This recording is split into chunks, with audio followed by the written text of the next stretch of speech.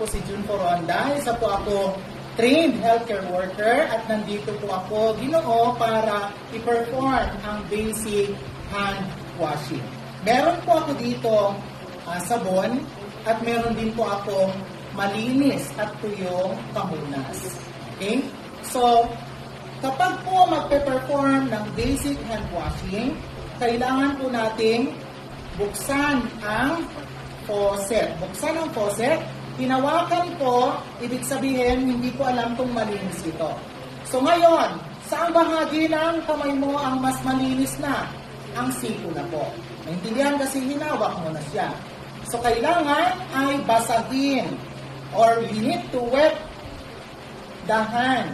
Okay, so by doing or performing like this, from elbow to your fingers and on the other side. Get it? Then I will now grab the soap at ikuskus or rub it palm to palm.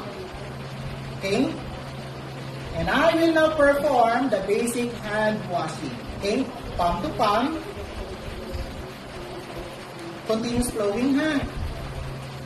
Back of my hand. On the other side. Interlace.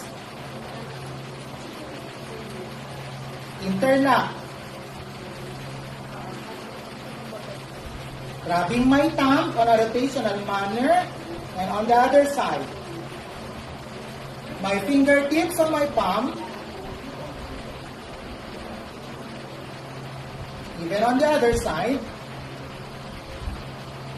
On my wrist going to my elbow. And I will now rinse my hands from cleanest to dirtiest. Asan ang cleanest? Ito kasi marami siyang activity, tama? So, the fingers to the elbow and on the other side. I will now get the clean dry towel in pat drying, okay, para tuyuin ang aking, okay, kamay, mga daliri at mga kamay.